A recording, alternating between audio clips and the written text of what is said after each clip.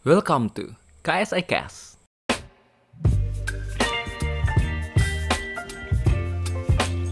Halo Sobat KSE, balik lagi di KSE Cast. Bareng aku Aruta yang bakal nemenin dan ngasih tahu kamu informasi yang menarik dan bermanfaat buat kamu. Sobat KSE sadar nggak sih kalau akhir-akhir ini banyak banget atau hampir semua aspek kehidupan kita itu udah serba online loh. Mulai dari hal-hal kecil kayak belanja pakaian, beli makanan, minuman, dan lain sebagainya itu udah serba di e-commerce. Dan kalau kita sadari ya di kehidupan sehari-hari ini udah untuk berkomunikasi itu udah pakai sosial media kayak WhatsApp, Twitter, dan bahkan video yang sedang kamu tonton ini lagi di-upload di Instagramnya KSE UNER. Nah, tapi sadar nggak sih teman-teman, kalau misalnya di balik digital itu semua, dunia digital ini banyak banget loh data-data yang digunakan, di-provide, dan perlu dianalisis untuk bisa menunjang atau mengembangkan kehidupan digital kita. Nah, untuk itu makanya di era ini dibutuhkan banget yang namanya pekerjaan bernama analis. Untuk itu, kita nih kebetulan dapat kesempatan khususnya buat mahasiswa untuk bisa magang menjadi seorang analis loh melalui program-program yang sangat banyak. Salah satunya adalah program pemerintah yaitu Merdeka Belajar. Nah, untuk itu di episode KSEKS hari ini kita bakal bahas gimana sih caranya untuk menjadi seorang analis atau magang menjadi seorang analis, mulai dari prosesnya, pengalamannya, sampai output yang didapatkan. Untuk itu, Arun nggak bakal sendirian hari ini karena langsung mengundang dua orang spesial yang udah pernah magang dan bisa menceritakan pengalamannya sebagai seorang yang magang sebagai analis. Untuk itu, langsung aja di sini udah ada Mbak Kalisa dan Arne di sini. Halo Mbak Kalisa, Mbak Arne. Halo Arun. Oke, sehat alhamdulillah. Ya, alhamdulillah. Iya, alhamdulillah sehat. Nah, tapi sebelumnya mau nanya, ini beneran pernah magang kan ya? Iya, benar kok. Takutnya salah undang nih teman-teman, tapi benar. Tapi bercanda ya, soalnya mereka berdua ini merupakan based-one dari KSE UNER. Jadi kita udah saling kenal, udah tahu nih gimana sibuk-sibuknya magang gitu di program MSIB ya. Nah, kalau gitu langsung aja sebelum kita bahas soal magang nih, aku mau tanya-tanya gimana sih latar belakangnya satu persatu dari Mbak Kalisa sama Arne. Mulai dari jurusannya di mana, fakultas apa, angkatan berapa, program Merdeka Belajar apa, dan karena kita dari Base One KSE UNER, mungkin bisa dijelasin juga di KSE ini dapat tugas apa atau jabatannya apa gitu. Oke. Dari Mbak Kalisa dulu. Oke, sebelumnya halo, kenalin semuanya teman-teman. Aku Kalisa Kania dari jurusan akuntansi FEB UNER 2019. Kemarin aku berkesempatan untuk magang di Otoritas Jasa Keuangan OJK sebagai Digital Finance Analyst, dan di KSE ini aku ada di divisi MCC, Media Creative and Communication, sebagai kepala divisi. Oke, jadi kepala divisi dari MCC ya, atau Media Creative dan Communication. Keren banget. Nah, lanjut ke Arne. Oke, halo teman-teman, kenalin aku Denisa Arna Ardanti, bisa dipanggil Arna, dari Prodi Teknologi Sains Data Angkatan 20 dari FTMM. Di KSE, saya sebagai staff IOD, yaitu Individual Organizational Development, dan selama magang di batch 3 kemarin, saya magang di PT Atma Digital Solusi Surabaya sebagai Data Analyst. Oke, udah kenalan nih, udah kenal nih semuanya ya. Jadi bisa dicatat buat para Sobat KSE, soalnya nih orang-orang yang penting nih buat selanjutnya ditanya-tanyain gitu. Ya, tapi sebelumnya aku maaf ya Mbak Arne, ternyata namanya Arne bukan Arne. Arna. Oh, pakai pepet. Iya, betul. Taling ya, beda ya. Oke, udah kenalan. Kalau gitu mungkin langsung aja nih masuk ke soal magang gitu ya. Gimana sih? Aku mau tahu gimana sih awalnya proses untuk mengenal program ini. Soalnya setauku ini program baru juga ya. Kayak mungkin baru 1 tahun atau 2 tahun gitu baru dimulai. Gimana sih cara mulai nyari infonya, terus dapat info dari mana? Apakah dari websitenya atau nyari sendiri atau gimana nih? Mungkin bisa diceritain awal mulanya. Oke, kalau awal mula mungkin tentang magang kampus Merdeka itu udah kayaknya rahasia umum ya bagi kita semua, karena di platform-platform manapun itu udah banyak banget yang menjelaskan tentang magang kampus Merdeka itu. Di website resminya pun juga udah dijelasin secara detail tentang persyaratan, terus mekanisme pendaftarannya dan lain sebagainya gitu. Mungkin kalau aku dulu sih lebih banyak ke sosmed sih ya, paling kayak Instagram atau juga dengar pengalaman dari teman-teman gitu. Oke, jadi lebih banyak dapat info yang muncul sendiri gitu ya di sosial media gitu. Kalau Arna gimana? Dari semester 3 dulu udah pernah ikut program dari Kampus Merdeka itu namanya KMMI. Terus dari situ kan tahu kan program-program apa saja lainnya yang ada di kampus Merdeka.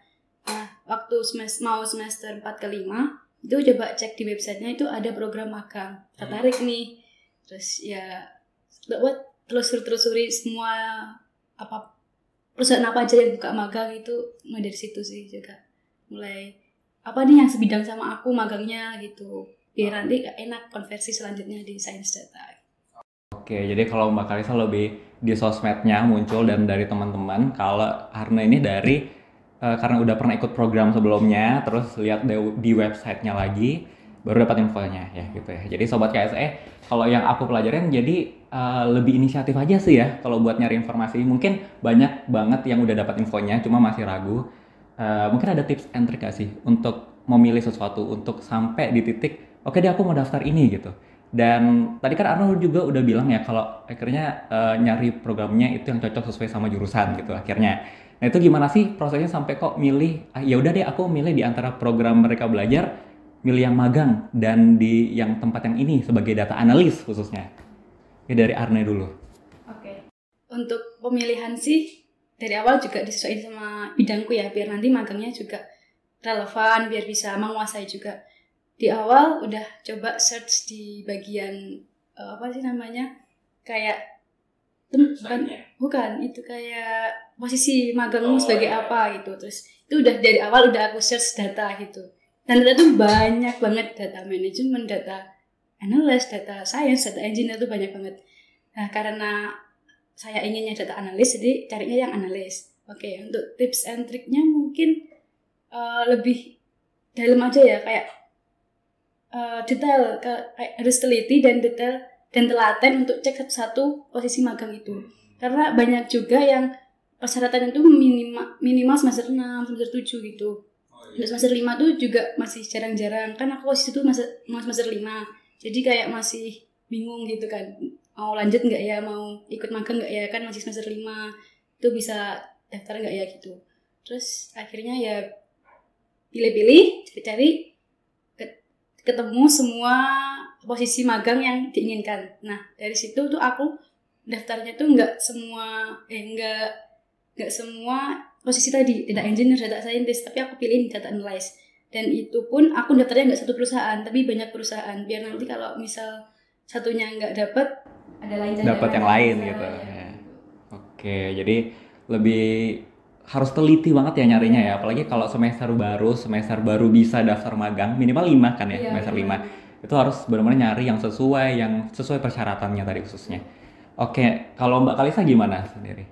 Kalau dari aku sedikit beda sama Anne tadi, karena Anne kan kalau dari awal udah bener-bener merencanakan mau daftar data analis. Kalau aku kemarin awalnya jujur, pokoknya aku berprinsip pengen magang, itu aja, pengen magang karena ya mengingat semester udah tua ya gitu. Terus cari-cari kayaknya kok kampus Merdeka ini menarik karena kan ini program dari pemerintah, dari kementerian, dan menurutku itu udah kayak terjamin banget kayak fasilitasnya dan lain sebagainya. Jadi aku milih kampus Merdeka. Terus untuk posisinya sebenarnya kemarin karena balik lagi aku bener-bener pengen pokoknya aku magang. Kemarin itu aku apply banyak sih posisinya. Karena aku akuntansi mungkin banyaknya yang accounting, finance gitu. Kalau data analis ini tertarik aja sih karena kok kayaknya menarik dan relevan dengan era sekarang ini gitu. Terus ternyata kemarin dapet di OJK dan diterima. Alhamdulillah ya, alhamdulillah. Jadi kalau Mbak Kalisa kan lebih senior kan ya, semester akhir gitu, dan nggak mau menyia-nyiakan kesempatan untuk bisa magang di semester ini gitu. Nah jadi nggak nyesel kan ya Mbak Kalisa ya? Nyesel sih enggak ya, menurutku kayak worth it sih kemarin waktu 1 semester untuk magang, meskipun sekarang ya sedikit FOMO karena banyak teman-teman yang udah sidang, udah lulus gitu, sedangkan aku masih baru merangkai skripsi dia tahap awal gitulah. Tapi menurutku worth it sih magang kemarin itu. Jadi kalau buat teman-teman sobat KSE yang mau daftar tapi kayak udah semester 6 nih, udah masuk semester 6, harus yakin nggak sih buat daftar Mbak Kal? Yakin sih, kemarin karena aku berpikir kalau magang itu memang hal yang penting bagi kita untuk persiapan dunia kerja juga kan. Jadi untuk experience-nya ya, bisa jadi yang lain udah selesai skripsi, tapi Mbak Kalisa walaupun baru mulai, tapi udah ada pengalaman itu tadi di CV untuk langsung lulus langsung kerja nih, bisa jadi kan? Amin. Itu jadi keren banget. Nah itu tadi soal memutuskan ya, memutuskan. Nah sekarang kalau udah, ya udah aku daftar nih. Itu gimana sih proses pendaftarannya? Apa yang perlu disiapin? Gimana sih proses seleksinya? Kayak apalagi Mbak Kalisa ini di OJK Jakarta kan ya, di pusat. Nah itu ada lagi hal-hal yang perlu disiapin lagi nggak? Dan kalau di Surabaya, lebih di perusahaan swasta ya kalau Arna? Iya. Ya swasta itu gimana sih bedanya? Mungkin dari Arna dulu. Oke. Untuk apa tadi persyaratan ya Pak? Cara program persiapan. Tadi awalnya kan daftar itu. Terus apa aja yang disiapin itu seingatku apa CV ya Mbak? CV sama SPTJM ya dari UNER. Apalagi ya, suatu rekomendasi dari fakultas itu. Sama transkrip nilai kayaknya. Ya, transkrip nilai semester terakhir gitu. Terus udah siapin itu udah tinggal masukin ke, misal kamu ingin di posisi ini di perusahaan ini, itu kamu klik, itu kamu langsung klik daftar kan, itu kamu langsung masukin di tadi CV, SPTJM dan lain-lain itu. Kemudian nunggu beberapa saat itu akan ada email, itu biasanya panggilan interview. Itu emailnya dari dua, biasanya dari perusahaan juga sama dari kampus Merdeka juga di notice gitu. Oke, untuk pengalamanku kemarin tuh, aku kan di Data Analyst PT Atma Digital Solusi Surabaya, itu cuma tes administrasi tadi sama wawancara. Jadi setelah, ya awalnya tuh aku juga pernah dapat tawaran interview dari Astra, itu kan gede banget perusahaan. Ya, tapi dari tahap setelah interview itu gugur, masih belum. Ya akhirnya ya udahlah, ikhlasin nggak apa-apa, nanti kuliah semester 5. Tapi masih ada tuh yang belum pengumuman, ya masih dalam seleksi itu. Terus tiba-tiba panggilan interview lagi di Bukit Vista itu, tapi online WFH. Tapi nggak aku ambil, soalnya online kayaknya nggak worth it deh gitu. Terus akhirnya di Atma Digital Solusi tadi panggilan interview.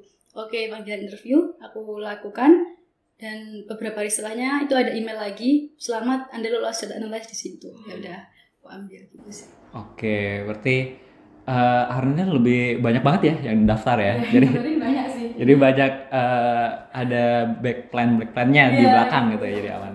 Jadi kalau prosesnya tadi yang dibutuhin surat-surat lebih banyak dari kampus. Tapi kalau soal nilai tadi aman nggak? Maksudnya ada minimalnya atau itu yang tentuin dari perusahaannya? Iya, gitu? dari perusahaan ada minimal, biasanya 3, ya minimal 3. Sama minimal kayak skill apa yang dibutuhkan itu perlu di notice gitu juga. Kalau Mbak Kalisa gimana proses seleksinya, apa sama atau ada yang beda? Kurang lebih sama sih, karena kita kan emang lewat website Kampus Merdeka. Jadi emang kalau tahap awal administrasi kayak berkas-berkas yang dikumpulkan itu emang sama. Terus juga aku kurang lebih sama kayak Arna, coba banyak posisi biar banyak backup plan-nya gitu. Kemarin juga sempet lolos di tahap selanjutnya dari beberapa mitra lainnya.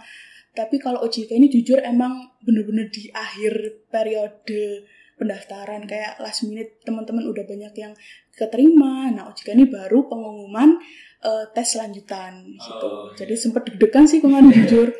Kalau OJK sendiri untuk tahapan seleksinya setelah dari web, itu mereka nanti kirim email ke kita. Nah itu nanti bakalan minta berkas tambahan selain yang diminta di web. Nah berkas tambahannya sebenarnya nggak seberapa banyak sih. Yang pertama yang aku ingat banget itu ada CV. Jadi OJK itu ada template CV tersendiri gitu. Jadi kita harus ngisi CV sesuai template itu. Ada surat keterangan dokter juga, ada motivation statement. Ya kurang lebih itu sih yang tambahan selain di web. Lalu kayak selang beberapa hari gitu kita dapat email lagi tentang tahapan interview. Tahapan interview itu dari list yang diberikan sepertinya itu udah kena seleksi cukup banyak. Jadi cuma tinggal sekitar 30 sekian orang yang lolos ke tahap interview. Baru interview itu kurang lebih interview ya sama kayak interview pada umumnya dengan beberapa perwakilan dari OJK gitu. Kalau aku kemarin dapat 3 interviewer sih gitu. Setelah interview ada dapat telepon lagi dari OJK yang intinya nanya kesanggupan kita, karena kan kayak kemarin aku di OJK Jakarta kan, dan itu harus menetap 5 bulan di Jakarta. Nah, nanya kayak sanggup nggak kalau di 5 bulan di Jakarta, terus nanti rencana itu tinggal di mana, ada saudara nggak di Jakarta, kurang lebih kayak gitu. Nah itu yang aku mau tanyain juga nih. Tapi sebelumnya mau tanya dulu, berarti di websitenya lebih ke berkas-berkas aja ya? Maksudnya nggak ada kayak tulis IC atau yang sejenisnya tuh nggak ada? Jadi langsung berkas, interview gitu. Dan tapi mungkin lebih panjang di OJK ya, mungkin ada seleksi-seleksi lagi ya. Oke, nah itu tadi soal kehidupan di kota pekerjaan nih. Untuk memutuskan itu kan pasti banyak pertimbangannya. Tapi kalau misalnya Arne kan kuliahnya di Surabaya ya, jadi udah ada kos juga ya di sini.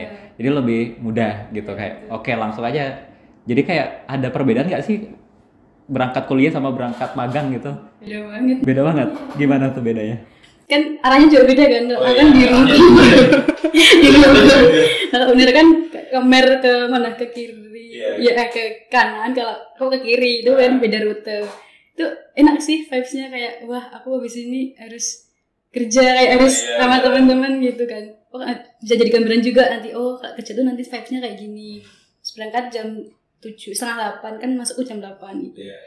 Berangkat jam 8 sampai kantor, ketemu teman-teman. Kan kita di IT ya base-nya, jadi kayak mereka tuh pakai kaos santuy gitu, nggak kayak kuliah yang rapi pakai kemeja gitu. Jadi kayak ya enak sih, nggak lebih kayak anak startup banget. Iya, startup gitu. Yang penting tapi wajahnya tuh udah rusuh banget kayak codingan. Banyak lihat laptop ya. Padahal masih pagi. Ya itu mulai join lah sama teman-teman di data analis. Kan kita berlima. Tapi yang di kantor Surabaya tuh cuma 2 orang, yang 3 orang di kantor Malang gitu. Jadi aku lebih banyak interaksi sama temanku yang 2 IT dari Jogja. Iya. Berarti ketemu sesama pemagang juga ya. Ya seru. Kalau misal Mbak Kalisa tadi, gimana? Kan ditanya kesanggupannya ya. Memang Mbak Kalisa udah memikirkan banyak hal nggak sih kalau di Jakarta gitu? Apalagi kan lumayan jauh dan domisilinya di Surabaya Mbak Kalisa. Nah itu gimana? Apakah dari Mendikbud itu nge-provide nggak sih program apa kayak akomodasinya, transportasinya di sana? Kalau Arne kan lebih ya udah kayak berangkat kuliah versi beda arah nih dan lebih vibes-nya kantoran nih gitu. Kalau Mbak Kalisa gimana di sana?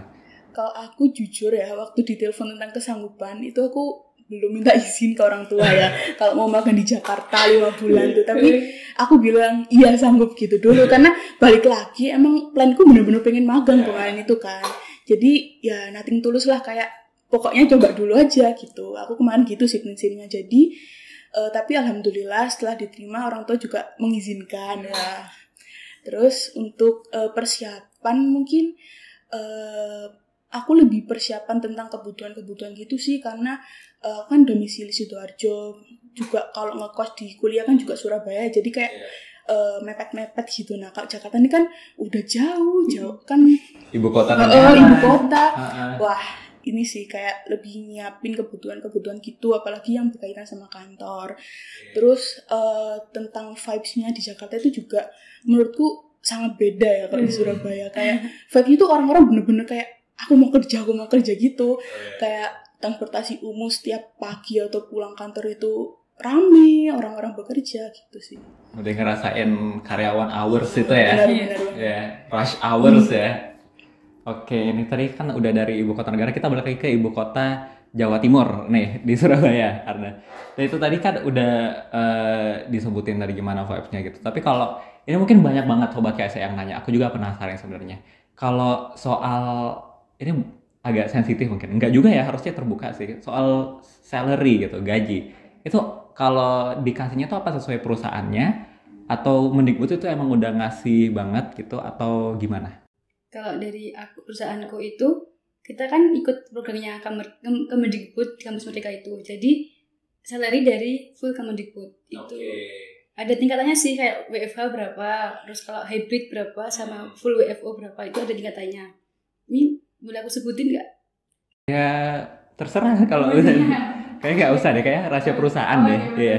Jadi dapat dari full Kemendikbud. Tapi kalau di perusahaan tuh dapat ini makan siang gitu. Makan sih. Oh, I see. Berarti pilihannya banyak ya, nggak cuma WFO aja ya ternyata di. Itu nggak milih sih, sebenarnya dari perusahaan sendiri tuh. Oh, ditentuin berarti. Gitu. Oke. Tapi aman nggak gaji ya? Aman, alhamdulillah sangat aman untuk kita yang pemula magang ya. Oh jadi tertarik nih di situ ya lumayan nih. Kalau Mbak Kalisa gimana di soal itunya tadi? Oke, kalau aku agak beda lagi sama Ana. Ana kan pure dari Kemendikbud ya Iya. untuk salary-nya. Kalau aku itu uang sakunya benar-benar dikelola sama OJK-nya itu sendiri. Jadi nominalnya nggak mengikuti ketentuan dari OJK. Kemarin tuh aku seharusnya WFO, tapi karena kalau di Jakarta tuh COVID masih cukup meningkat ya. Kemarin waktu aku magang, jadi sistemnya hybrid. Dan kalau nominal salary-nya sih ya cukup lah, menurutku agak setauku ya agak di atas dari kriterianya dari Kemendikbud gitu. Itu sih, tapi salary itu udah bersih, jadi kita nggak dapat akomodasi kayak transportasi atau apa, paling cuma makan siang kalau ada jadwal rapat. Oh iya, nah gitu ya. Kalau rapat makan ya, lah. Oke, berarti akomodasi sendiri ya, transportasi sendiri, tapi cukup dari yang dikasih sama OJK tadi. Cukup banget. Oke. Lanjut ke pertanyaan berikutnya. Ini kan tadi magang nih. Tapi tetap jadi bagian dari Beswan KSE. Nah, kalau boleh tahu Arne sama Mbak Kalisa mulai join KSE-nya kapan? Aku baru sih dari ini. Agustus? September apa Agustus ya itu? Mulainya September tahun lalu ya. September tahun lalu kita. Kalau Mbak Kalisa Udah periode kedua. Periode kedua berarti 2 tahun. 2 tahun ya. Oke, sampai udah jadi kepala divisi ya berarti dari MCC. Nah itu gimana sih kalau misal udah jadi BS1 terus kita daftar magang? Apa BS1 KSE ini mendukung atau di stop sementara misal ada transferannya dari beasiswa kita atau gimana? Dari Mbak Kalisa dulu. Kalau dari aku, untuk dari KSE-nya sendiri nggak di stop sih, tetap dapat. Tapi mungkin emang konsekuensi ke kita sendiri agak lebih sibuk gitu. Tapi menurutku itu bukan yang mustahil. Jadi magang sama KSE secara beriringan itu masih bisa banget dilakukan. Ya gitu sih. Nah itu berarti pas udah magang dulu baru daftar KSE atau gimana? Daftarnya kan mulai dari April. Oh iya benar. Daftarnya duluan KSE tapi pengumumannya duluan magang. Nah, baru pengumuman KSE itu kayak wah alhamdulillah banget masuk 5 iya gitu. Itu ya pengalaman yang seneng banget gitu. Terus waktu cara membaginya gimana? Kebetulan sih selama taks proyek magangku tuh dikerjain selama di kantor. Jadi nggak bisa dibawa pulang gitu. Kecuali kalau aku ada kuliah, kan aku ikut satu matkul. Itu hari Rabu. Itu aku harus ngerjain proyekku di malam hari. Tapi kalau selain itu malamku free lah. Nah itu aku bisa kayak ikut rapat IOD, kayak hari Sabtu Minggunya ikut proker-proker lainnya, kayak proker kemarin 10 November itu ke museum. Itu jadi masih bisa handle lah gitu. Walaupun agak sibuk, gak pernah pulang gitu. Berarti kalau beasiswa KSE-nya sendiri mendukung banget ya. Justru itu kalau aku lihat di Instagram, justru itu jadi prestasi dari kita gitu. Jadi kalau kita magang dan jadi bagian dari KSE, justru kita itu jadi prestasi yang bisa mendukung magang itu sendiri. Karena setahu aku juga KSE ini benar-benar mengharapkan beasiswanya ini ya bisa melatih, mengimprove diri ya, salah satunya melalui ikut program-program yang disediakan gitu. Jadi teman-teman jangan ragu banget ya buat daftar di KSE, khususnya yang anak-anak UNER nih ya. Oke, nah kalau gitu karena udah banyak banget insight yang kita dapat, semoga ini menjawab semua pertanyaan ya, walaupun belum dibuka pertanyaannya tapi pasti banyak banget yang curious gitu sama pengalaman magang maupun jadi BS1 KSE. Nah kalau gitu buat teman-teman ini bisa banget buat tanya juga ya di kolom komentar kita. Kalau misalnya ditanyain lagi mungkin Mbak Kalisa sama Arne ini bakal jawab juga di situ ya. Nanti kita sediakan tempat waktu. Kalau gitu terakhir nih dari Mbak Kalisa sama Arne. Mungkin ada pesan dan kesan nggak sih atau mau dikasih tahu ke para calon-calon baik mahasiswa yang mau magang, khususnya buat jadi data analis atau buat para mahasiswa yang mau ikut jadi BS1 atau yang mau ikut keduanya nih. Oke, dari Arna dulu. Oke, teman-teman jangan ragu untuk daftar magang ya. Soalnya itu benar-benar punya pengalaman yang luar biasa buat kita banyak juga ilmu yang nggak dapet dari kuliah itu dapatkan dari magang. Itu luar biasa sih. Untuk jadi beasiswa KSE juga itu pengalamanku yang luar biasa banget juga, karena dapet teman-teman yang bener-bener wah keren banget gitu. Terus banyak relasi jadinya kalau di KSE melalui magang juga. Jadi jangan ragu-ragu untuk daftar keduanya. Bentar lagi dibuka nih KSE. Iya benar. Itu dari aku. Oke, kalau Mbak Kalisa? Kurang lebih sama sih, pada dasarnya kalian jangan takut untuk coba aja, karena hasil akhir itu ya udah, itu kita tunggu nanti. Karena sekalipun kalian gagal, menurutku ya, sekalipun kalian gagal, itu tuh tetap menambah pengalaman, tetap memberikan nilai tambah bagi kalian. Mungkin meskipun kalian udah daftar magang atau daftar KSE dan pada akhirnya kurang beruntung dan gagal, itu mungkin nanti meskipun nggak dapet hasilnya kayak beasiswa atau magangnya, nanti kalian tetap dapet kayak pengalaman, oh kayak gini ya caranya daftar, kayak gini ya caranya seleksi interview gitu kan. Itu sih, jangan takut untuk mencoba. Oke. Mungkin terakhir dari aku, now or never ya. Udah banget kalau gitu, KSEK sayangnya harus berhenti di episode, bukan berhenti di episode hari ini ya, berhenti untuk hari ini. Kita selesai, udah banyak banget yang kita nyatain. Makasih banyak buat Arne, buat Mbak Kalisa udah mau datang di KSEK episode ini. Semoga bisa bermanfaat juga buat teman-teman viewer atau followernya KSE Unar, atau yang belum follow segera follow sekarang. Oke, kalau gitu makasih banyak sekali lagi, dan KSE pamit undur diri hari ini dan sampai jumpa di episode berikutnya. Dadah.